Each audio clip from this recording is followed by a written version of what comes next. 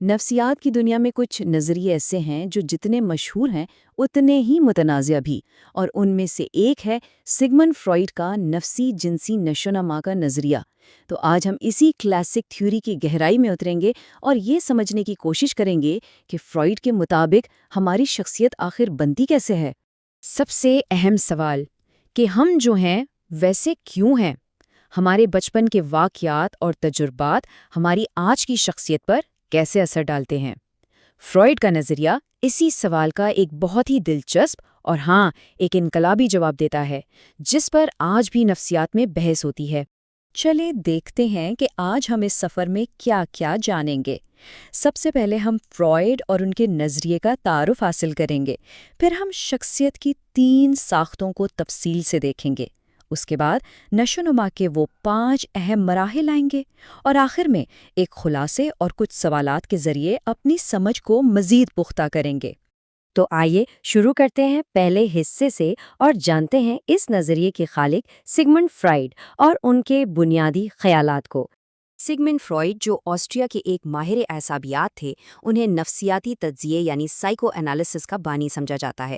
ان کا بنیادی عقیدہ یہ تھا کہ ہماری شخصیت کی بنیاد ہمارے بچپن کے تجربات اور ہمارے لاشعور یعنی انکانشس مائنڈ میں دبی ہوئی خواہشات پر ہوتی ہے۔ ان کی تھیوری کا ایک بہت ہی اہم تصور لبیڈو ہے۔ فرائڈ کے مطابق یہ ایک بنیادی نفسیاتی توانائی ہے جو ہماری عمر کے مختلف حصوں میں جسم کے مختلف حصوں پر مرکوز ہوتی ہے اور ہماری شخصیت کی تشکیل کرتی ہے۔ اب فرائڈ کے مطابق ہمارے ذہن کی بناوٹ کو دیکھتے ہیں۔ وہ کہتے تھے کہ ہماری شخصیت 3 اہم حصوں سے مل کر بنی ہے جو آپس میں مسلسل ایک کشمکش کی حالت میں رہتے ہیں۔ سب سے پہلا اور بنیادی حصہ ہے اِد۔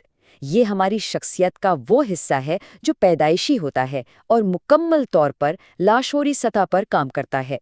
یہ خوشی کے اصول پر چلتا ہے، مطلب اسے ہر خواہش کی فوری تکمیل چاہیے، اسے نتائج کی کوئی پرواہ نہیں ہوتی۔ جیسے ایک چھوٹا بچہ جب اسے بھوک لگتی ہے تو وہ فوراً رونے لگتا ہے، یہ اِد کی بہترین مثال ہے۔ دوسرا حصہ ہے اہنا یعنی ایگو۔ یہ حقیقت کی دنیا سے ڈیل کرتا ہے، یہ حقیقت کے اصول پر کام کرتا ہے۔ اینا کا کام ایڈ کی بے لگام خواہشات اور حقیقی دنیا کے درمیان ایک پل بنانا ہے۔ یہ کوشش کرتا ہے کہ ایڈ کی خواہشات کو ایسے طریقے سے پورا کیا جائے جو سماجی طور پر قابل قبول ہو۔ تو یہ ایک طرح کا مینیجر ہے جو خواہش اور حقیقت میں توازن پیدا کرتا ہے۔ اور شخصیت کا تیسرا اور آخری حصہ ہے فوق الانا۔ یہ ہے ہمارے اندر کی اخلاقی پولیس یا ہمارا ضمیر۔ یہ بچپن میں والدین اور معاشرے سے سیکھے گئے اصولوں سے بنتا ہے۔ فوق الانا اخلاقی اصول پر کام کرتا ہے اور ہمیں صحیح اور غلط کا احساس دلاتا ہے۔ جب ہم کوئی غلط کام کرتے ہیں تو یہی ہمیں شرمندگی اور احساس جرم میں مبتلا کرتا ہے۔ اچھا، تو شخصیت کی یہ 3 ساختیں تو ہم نے سمجھ لیں۔ اب دیکھتے ہیں کہ فرائڈ کے مطابق یہ شخصیت وقت کے ساتھ ساتھ کیسے بنتی ہے۔ یہ ایک سفر ہے جو بچپن کے 5 مخصوص مرحلوں سے گزرتا ہے۔ یہ 5 مرحلے ترتیب وار ایسے ہیں: پہلا، دہانی مرحلہ، دوسرا، مقادی مرحلہ، تیسرا، قذیبی مرحلہ، چوتھا، پوشیدہ مرحلہ، اور 5واں، تناسلی مرحلہ۔ آئیے اب ایک ایک کر کے ان سب کو تفصیل سے دیکھتے ہیں۔ پہلا مرحلہ ہے زبانی مرحلہ، جو پیدائش سے لے کر تقریباً 1.5 سال کی عمر تک ہوتا ہے۔ اس دوران بچے کی توانائی کا مرکز اس کا منہ ہوتا ہے۔ اسے خوشی اور تسکین چوسنے، چبانے اور کاٹنے سے ملتی ہے۔ اس مرحلے کا سب سے بڑا چیلنج دودھ چھڑانا ہوتا ہے۔ فرائڈ کے مطابق اگر اس مرحلے پر کوئی مسئلہ ہو جائے تو وہ شخص اس مرحلے پر پھنس سکتا ہے، جسے فکسیشن کہتے ہیں، اور یہ بڑے ہو کر ناخن چبانے، سگریٹ نوشی یا زیادہ کھانے جیسی عادات کی شکل میں نظر آ سکتا ہے۔ دوسرا مرحلہ ہے مقادی مرحلہ، جو 1.5 سے 3 سال کی عمر تک چلتا ہے۔ یہاں توانائی کا مرکز آنتوں اور مثانے پر کنٹرول حاصل کرنے پر ہوتا ہے، اور اس مرحلے کا سب سے بڑا چیلنج ہے ٹوائلٹ ٹریننگ۔ یہ وہ پہلا موقع ہے جب بچے کو اپنے جسم پر کنٹرول سیکھنا پڑتا ہے۔ اگر والدین ٹریننگ میں بہت زیادہ سختی کریں تو بچہ بڑا ہو کر بہت ہی زیادہ صفائی پسند اور ضدی بن سکتا ہے، جسے اینل ریٹینٹو کہتے ہیں، اور اگر بالکل ہی ڈھیل دے دیں تو وہ لاپرواہ اور بے ترتیب شخصیت کا مالک بن سکتا ہے، جسے اینل ایکسپلسو کہتے ہیں۔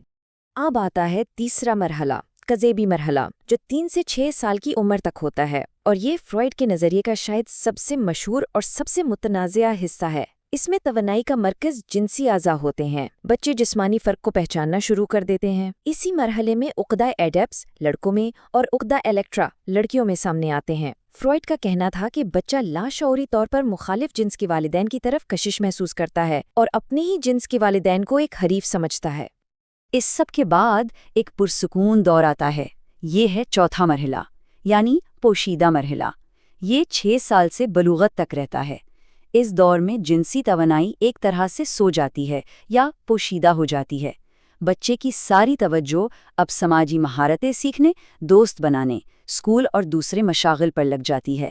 یہ سماجی اور اخلاقی اقدار کو مضبوط کرنے کا وقت ہوتا ہے۔ اور آخر میں آتا ہے 5واں اور آخری مرحلہ، تناسلی مرحلہ، جو بلوغت سے شروع ہو کر پوری زندگی تک جاری رہتا ہے۔ اس مرحلے میں جنسی توانائی دوبارہ بیدار ہوتی ہے، لیکن اب اس کا رخ دوسروں کے ساتھ پختہ اور محبت بھرے تعلقات قائم کرنے کی طرف ہوتا ہے۔ فرائڈ کے مطابق اگر پچھلے تمام مرحلے کامیابی سے طے ہو گئے ہوں تو انسان ایک متوازن اور صحت مند شخصیت کا مالک بنتا ہے جو مستقیم رشتے قائم کر سکتا ہے۔ چلیں، اب تک ہم نے جو کچھ بھی سمجھا ہے اس کو جلدی سے سمیٹ لیتے ہیں تاکہ سارے اہم نکات ہمارے ذہن میں واضح طور پر بیٹھ جائیں۔ یہ جو ٹیبل اسکرین پر نظر آ رہا ہے، یہ اس پورے نظریے کا ایک بہترین خلاصہ ہے۔ سمجھیں، یہ ایک چیٹ شیٹ ہے۔ اس میں ہر مرحلہ، اس کی عمر، توانائی کا مرکز اور اس مرحلے کا سب سے اہم چیلنج ایک ہی جگہ پر موجود ہیں۔ یہ امتحان کی تیاری یا فوری نظر ثانی کے لیے بہت کارآمد ہے۔ تو خلاصہ یہ کہ 4 باتیں ہیں جو ہمیں بالکل نہیں بھولنی۔ پہلی، ہماری شخصیت کی جڑیں لاشعور اور بچپن کے تجربات میں ہیں۔ دوسری، شخصیت اید، انا اور فوق الانا کے درمیان ایک توازن کا نام ہے۔ تیسری، اگر کسی بھی مرحلے کا بحران حل نہ ہو پائے تو تثبیت یعنی فکسیشن ہو سکتی ہے، جس کے اثرات بڑی عمر میں نظر آتے ہیں۔ اور چوتھی بات، کذیبی مرحلے میں عقدہ ایڈپس اور عقدہ الیکٹرا اس نظریے کے مرکزی تصورات ہیں۔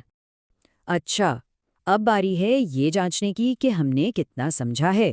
کچھ سوالات کے ذریعے اپنی یادداشت کو پرکھتے ہیں تاکہ یہ معلومات ہمارے ذہن میں اچھی طرح محفوظ ہو جائے۔ پہلا سوال ہے، فرائڈ کو کس مکتب فکر کا بانی کہا جاتا ہے؟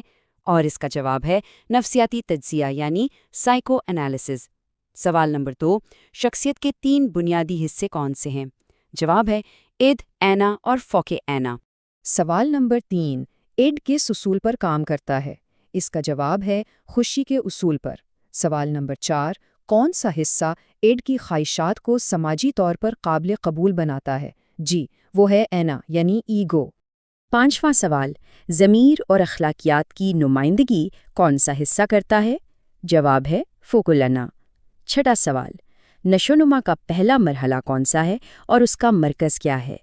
یہ دہانی مرحلہ ہے اور اس کا مرکز منہ ہے۔ اور 7واں سوال، بیت الخلاء کی تربیت کا تعلق کس مرحلے سے ہے؟ اس کا تعلق مقدی مرحلے سے ہے۔ سوال نمبر 8، عقدہ ایڈپس اور عقدہ الیکٹرا کس مرحلے میں ظاہر ہوتے ہیں؟